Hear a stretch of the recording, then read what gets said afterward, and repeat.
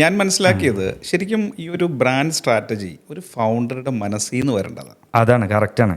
കാരണം ഒരു വിഷനുമായിട്ട് കണക്റ്റഡ് ആണല്ലോ. അതെ. അപ്പോൾ ഒരു നോർമലി പറയാറുണ്ട് ഒരു ബിസിനസ്സിന് 3 ടൈപ്പ് ഓഫ് സ്ട്രാറ്റജീസാണ് വേണ്ടത്. അതെ അതെ. ഒന്നൊരു കോർപ്പറേറ്റ് സ്ട്രാറ്റജി. പക്ഷേ നമ്മൾ വിചാരിക്കും കോർപ്പറേറ്റ് സ്ട്രാറ്റജി എന്നൊക്കെ പറഞ്ഞ എന്തോ വലിയ സംഭവമാണ്, നമുക്കൊന്നും പറഞ്ഞിരിക്കുന്നത് SMEകൾക്കൊന്നും പറ്റിയതല്ല, വലിയ ബ്രാൻഡുകൾക്ക് അങ്ങനെയല്ല. ശരിക്കും കോർപ്പറേറ്റ് സ്ട്രാറ്റജി എന്നൊന്നും ഉദ്ദേശിക്കുന്നത് ഒരു ലോങ് ടൈം വിഷനെ ബേസ് ചെയ്തിട്ടുള്ള ഒരു സ്ട്രാറ്റജി എന്ന്. അതിനെ ബേസ് ചെയ്തിട്ടായിരിക്കണം നമ്മുടെ ബിസിനസ് സ്ട്രാറ്റജി ഉണ്ടാക്കുക. ആ ബിസിനസ് സ്ട്രാറ്റജി എന്ന് പറയുന്നത് ഈ ഒരു ലോങ് ടൈം വിഷനുമായിട്ട് കണക്റ്റഡ് ആയിട്ട്, അല്ലെങ്കിൽ ആ ലോങ് ടൈം വിഷനിലേക്ക് നമുക്ക് പോകാനുള്ള ഒരു വെഹിക്കിളാണ് ശരിക്കും പറഞ്ഞാൽ നമ്മുടെ ബിസിനസ്. ആ ബിസിനസ്സിന് വേണ്ടിയിട്ടുള്ള ഒരു ബിസിനസ് സ്ട്രാറ്റജി ഉണ്ടാവണം.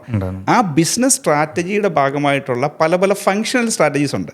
അതിലൊരു ഫങ്ഷനാണ് മാർക്കറ്റിംഗ്. നമ്മൾ HR ഒന്നും ഫിനാൻസ് ഒന്നും ഒക്കെ പറയത്തില്ലേ, അതേപോലെ ഒരു ഫംഗ്ഷനാണ് മാർക്കറ്റിംഗ്.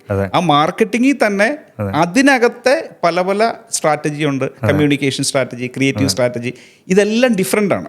അപ്പോൾ ഈ ഫംഗ്ഷണൽ സ്ട്രാറ്റജിയുടെ ഭാഗമായിട്ടുള്ള പ്രൊമോഷന്റെ ഭാഗമായിട്ടാണ് നമ്മൾ അഡ്വർടൈസിങ് ചെയ്യുന്നത്.